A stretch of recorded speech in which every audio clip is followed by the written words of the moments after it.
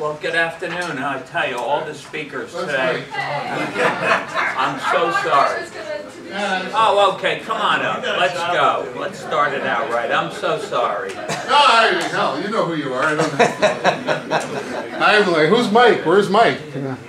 So, this is Mike. I'm Mike. Mike Kolenut? Kolenut, yes. Kolenut, okay. I own a landscaping firm up in Bergen County, New Jersey. I'm glad I'm here. That's. And thank you for introducing me today.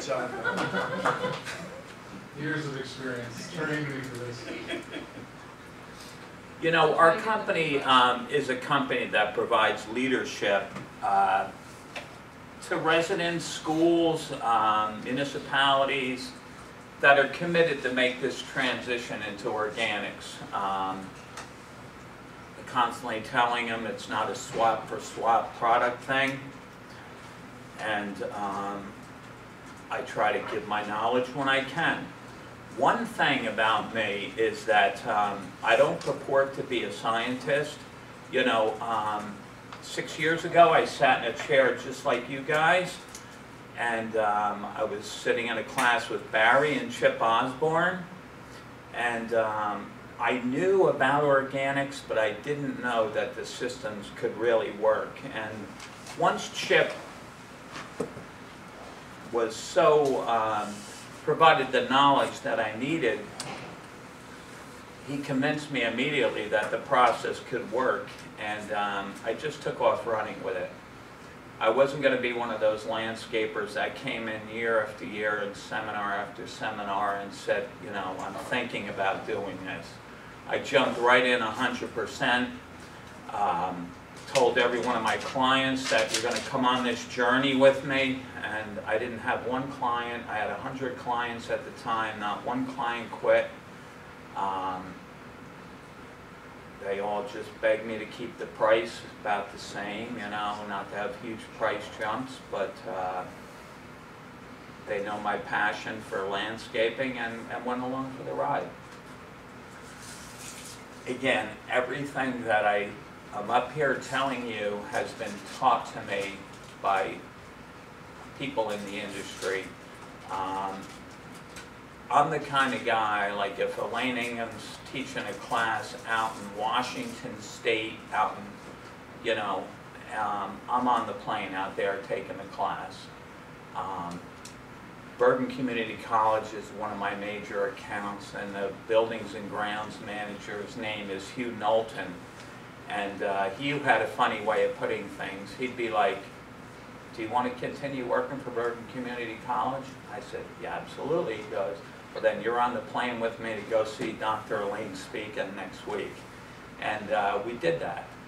And we saw some of the top speakers in the country. Peter Moon was out selling composting systems in Washington. I've been up through New York State attending these seminars. And again, I am giving no new knowledge. I am just passing on merely what I was taught. So with that, we're going to begin. Compost and compost tea. This is going to be on the test, guys, so it's the first thing out of my mouth. Is an aerobic process, okay? It needs air to survive. It's living. Making good compost is a process of decomposition that requires this bacteria and fungi, and you use a lot of different inputs, which we call food stocks. There's millions of organisms, like Barry said, that we don't even know yet. So the more inputs I have into my compost, the happier I am. We're going to talk about a little bit about the mix in a few minutes. What I do, I save all my clients' leaves. Like I said, I have 100 maintenance accounts. I have a couple acres of woods behind my house, and I stash all my clients' leaves back there. The town hasn't caught wind of that, thank God, yet. And then I have a couple key restaurants that I hit. They save me all their lettuce greens, and that's my nitrogen source. I use some grass clippings from my yards, and 3 local Starbucks branches saved me all their coffee grinds. Even though coffee grinds are brown, they're actually very rich in nitrogen, so they're considered a green when you're making your green-brown mix. And we'll get into that in a few minutes. Again, high diversity requires a lot of different, means that there's going to be a lot of diversity in the organisms that are in your compost. This slide is given to me from Elaine Ingham, and you know, whether it's cold or hot, there's different microorganisms working, so the different food stocks that you use, again, will give you a good balanced compost. And as Barry said before, the bottom of the slide, nutrient cycling requires the predators, and we'll be talking a few minutes about that as well. This slide is from Chip Osborne, and he said that I could use this, this microbial life that we've been talking about all day is the key to healthy turf and gardens. Compost is the best source of organic matter that I know about. I mean, you can use the leaves and the grass clippings, but I do a lot of work with turf. I core aerate and I top dress 3/8 of an inch with compost. That's why we call it black gold, and it's introducing these microorganisms into the soil. I send out, as soon as I get a client, I send out for a soil test. And in fact, I took a class with Chip Osborne maybe 4 weeks ago, and I got re-inspired, and in the meantime, the last 3 weeks, I went out and took soil samples at every client that I had and just sent them out for evaluation to see. I have a very inexpensive Kelway pH meter here that does a pretty good job measuring pH for me if anybody has any experience with these. But the soil was very cold, it was hard, and I'm not sure of the results, so I sent it out for a lab test, and I'm really curious about where my organic matter is sitting. If your pH is between 6.5 and 7 in a lawn, and your organic matter is between 5 and 7%, the miracle can happen. The setting is set for this biology to take place in the soil. So that's your goal, you know. Get yourself some aeration equipment, start aerating and top dressing. We'll talk a little bit about how deep and how thick you want that compost on your turf. There's millions of beneficials per handful. Here again it says compost nurtures the development of the soil system, all the things Barry talked about today. And the last thing that's important is that compost needs to be mature. What is the name of our compost specialist here? What is your name, son? Dean? Dean. Yes. Dean, if you talk to Dean, but immature compost can be a bad thing for your client's turf, and we'll talk about that in a few minutes as well. There's 4 phases of compost. It's a little scientific here.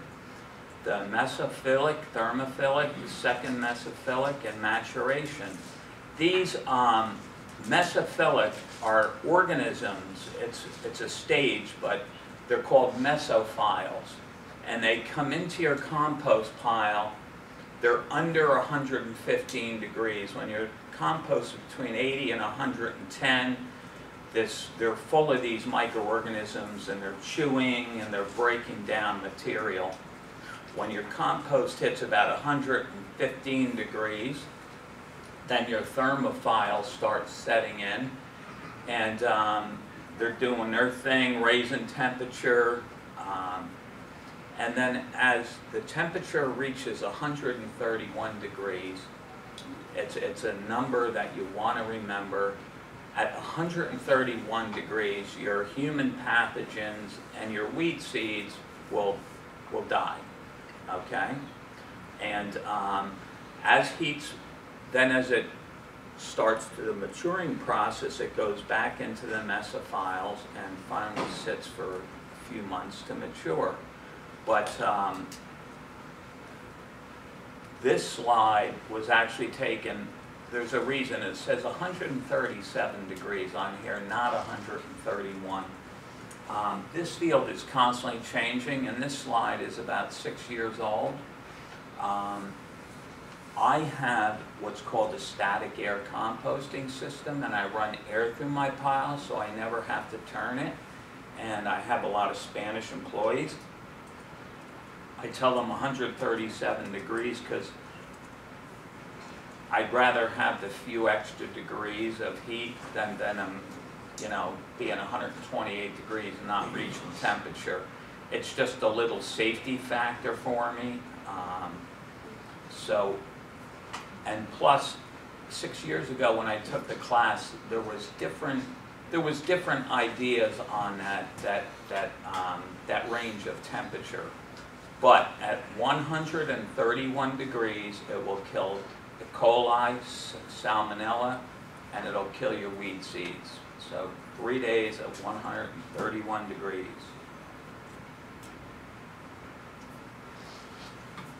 Here's a little bit about that immature compost I was telling you about. It wants to finish. It wants to pull in nitrogen, and so if you put unfinished compost on your lawn, it's going to turn yellow because it's going to pull that nitrogen out of the roots. It'll damage your turf will yellow. Chlorophyll will decrease. Photosynthesis is reduced. There's no carbohydrates being produced, and the turf weakens. I think Barry has had it where was it you, Barry, that put immature compost on the client's lawn?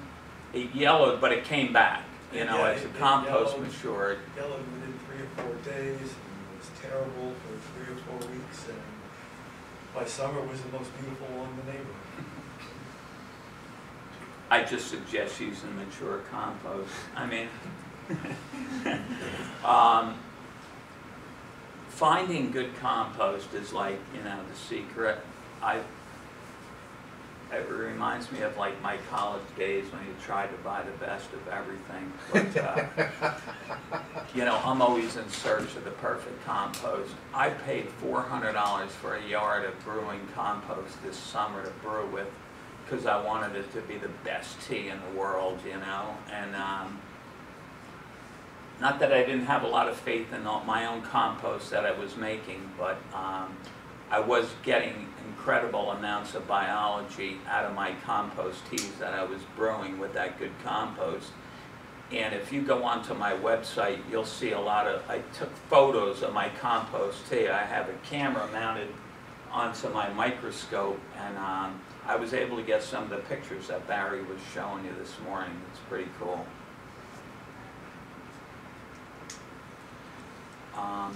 This is a little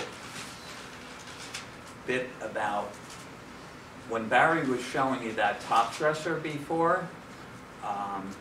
Here's some kind of guides to help you along. 3/4 of 1 cubic yard will cover 1,000 square feet. So once you core aerate and you top dress, I never put that top dress more than 1/4 inch to 3/8 of an inch. You'll do damage otherwise. So 1/4 inch is plenty. I have a top dresser. It's a little bit different than the one Barry showed you, but it does a great job. It's a belt-driven one as well. 1/2 inch is way too thick to top dress.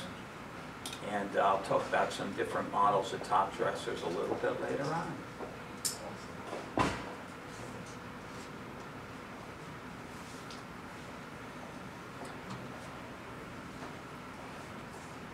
To get the composting balance down, the mix of the starting materials, again, there's greens and there's browns. The browns are your carbon sources. Leaves,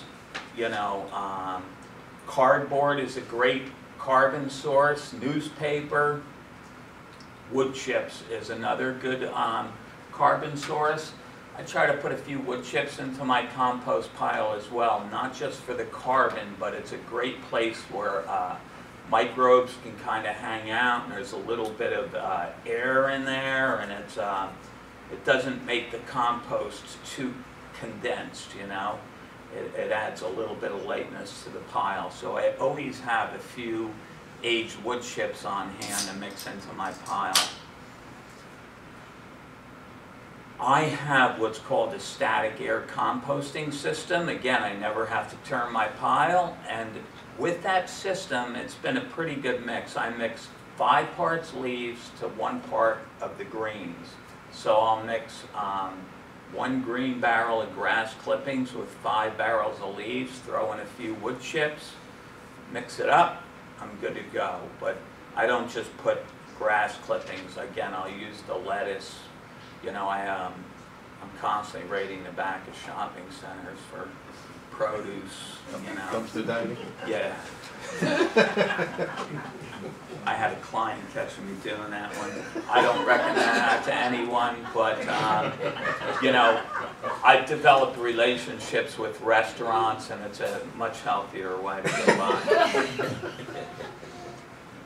What's amazing about the composting, too, is, you know, if you're keeping it alive, I don't get a lot of smell with my pile.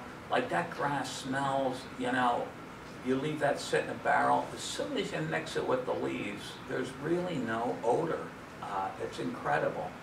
I have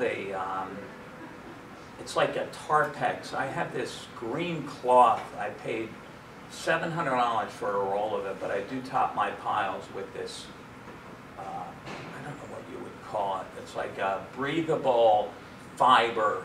It almost looks like a green weed mat kind of material. And it keeps the heat in the pile. It keeps moisture coming into the pile, but it doesn't let it get so waterlogged that it would kill the biology. So it does a great job. I could find out that information for anybody that's interested, but I stick with that 5 parts brown and 1 part green. And then I have 6 kids. So we do have a lot of household waste, and we're constantly, I try to bury any household waste about 2 feet into the pile, just to keep the animals out. I will occasionally see a mouse around the piles, but it's pretty clean, and I'm shocked. I thought raccoons would be raiding my piles, but really not too bad. I mean, it's something you can do backyard composting, no problem. Keep it aerobic. As soon as the thing gets too hot and no air, that's when you can get your pathogens in there.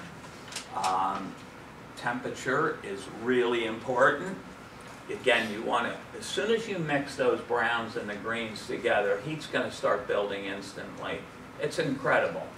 And you mix air with it. I use a compost thermometer. You know, this is a compost thermometer. This is a little bit larger one for my larger piles. This one is super accurate.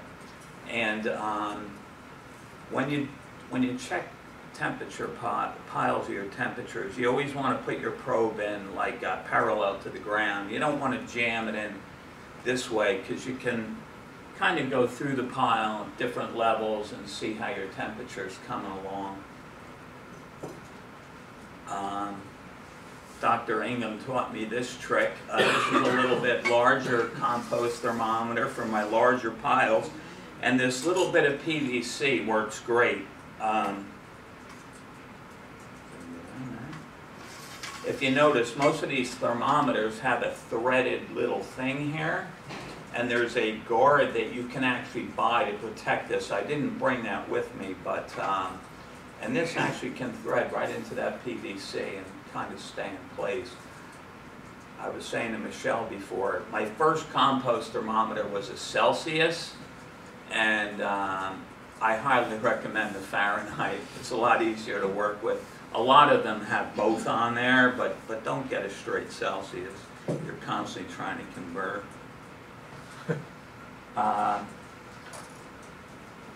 This is more for compost teas, but anytime I'm adding moisture to the pile, I don't just pump chlorine water in there, although you possibly can, but I'll fill a green barrel, throw a little bit of humic acid in there. Humic acid is a great dechlorinator. I buy 50-pound bags of it, put a half a cup in there, and then I pump that water onto my pile to add some moisture if I need it. If the pile's too dry, it just won't break down.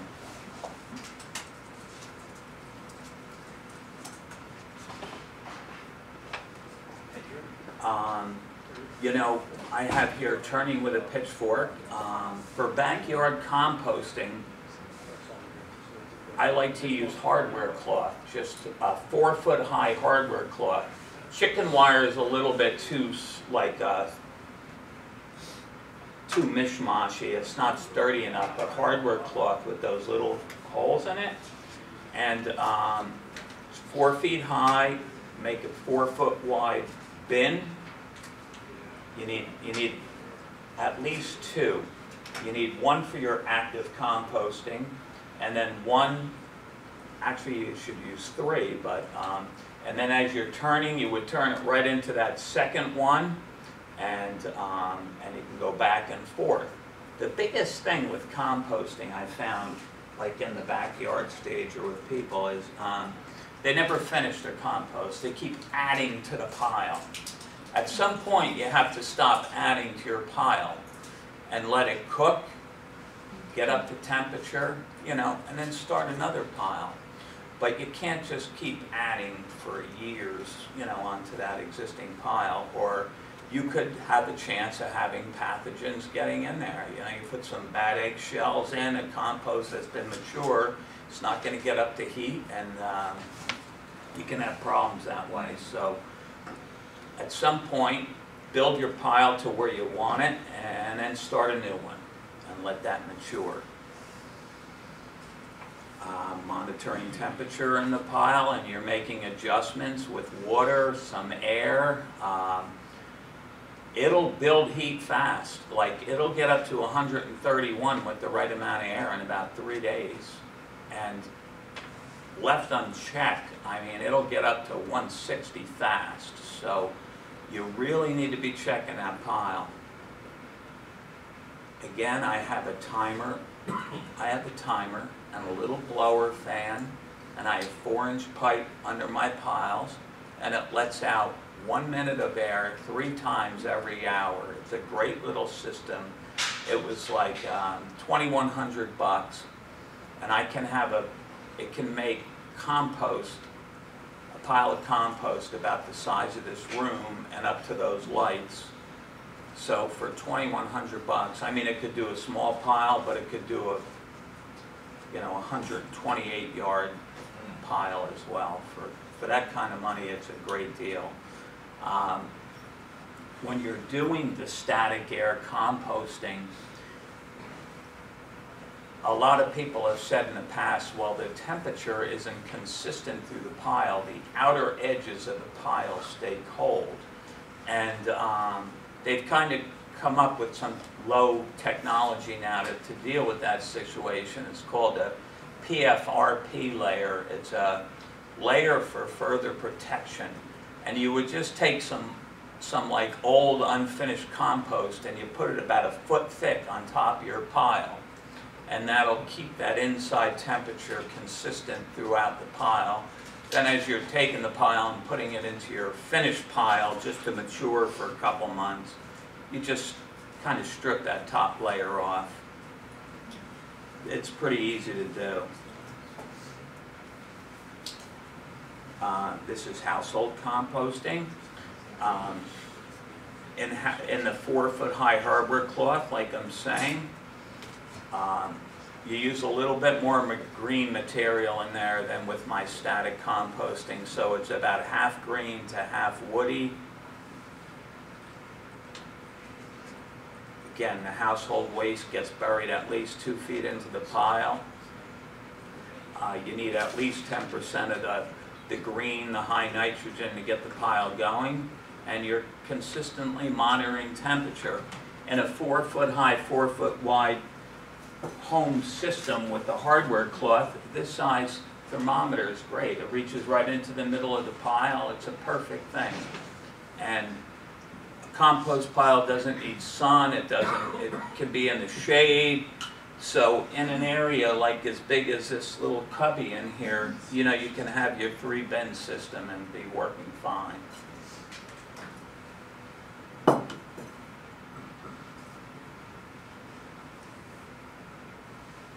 Vermicomposting, Barry talked a little bit about it. I don't know if anybody has ever been to a commercial worm casting company, and they have these bins that are half the size of this classroom, and they're the most awesome looking things you ever saw. And the quality of the compost is just wonderful. The feel in your fingers, it has a good smell to it. And when I brew my compost tea, I use half worm castings and half really good quality compost. I mix a little bit of organic rabbit manure in there, and I'm off to the races. But it's a cold composting method, the vermicomposting. You do not use heat. You layer your garbage on the worm bins. Has anybody ever seen those worm trays, the systems? They're inexpensive. They're really cool.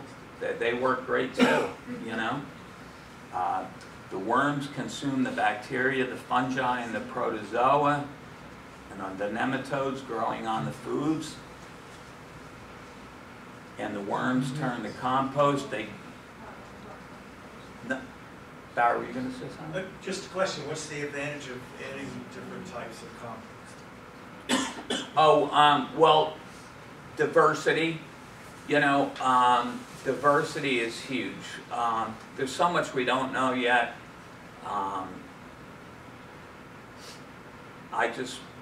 I've gotten my best teas when I look under the scope when I use a variety of materials as opposed to just one single source. I don't know where those little microorganisms are coming from, but like the more I use, the merrier. Back to the worm castings a little bit. You harvest the worms start in the bottom of the tray. You keep layering it with garbage, and they work your way to the top. So as you're pulling out trays of finished compost, your finished compost will be on the bottom. And again, it's got a wonderful feel to that worm compost. Worm composting is something that around 70 to 85 degrees is optimal. As it gets very cold, how much garbage the worms consume drops a little bit, but they do consume through the winter. You can get that worm compost too wet too. You have to be careful. You don't want it more than 60 to 70% moisture. Barry gave me a great book, Worms. Was it Worms Eat My Garbage? Was that the one you gave me? Oh, it was unbelievable. Really good book. It's up on the site there. I found it fascinating. Not only, like, the worm, it doesn't have to even eat the garbage to kill the pathogens. Just the outside of the worm can touch the garbage and kill the pathogen somehow. So it's just amazing. Charles Darwin thought that the worm was like the greatest thing in the world. Of all his studies on anthropology, he was fascinated with worms. If I could just say one thing about if you're trying to do worm castings, don't put it on the ground. Don't start it on soil. Anybody guess why? Moles. Mold. Oh. Okay. They'll come in and eat up all your worms. Now, just a quick thing. In the soil, I mean, you're normally used to earthworms, you know, the night crawlers. I forget the Latin name of them, but in composting, you use the red wiggler worm. It's a different kind of worm, and I have never even bought the red wigglers in my compost pile, but they're just full of it. It's unbelievable. There's thousands of these worms just in my pile itself doing their thing, helping with that biological process of decomposition. Static composting is the system that I have. It's a great little system. It uses a timer and a fan. And it merely has 4-inch pipes underneath the pile, running down the pile every 4 feet wide. I try to, if you have a level surface and you trench and you put the pipe below the surface, then you can use a backhoe on your pile without messing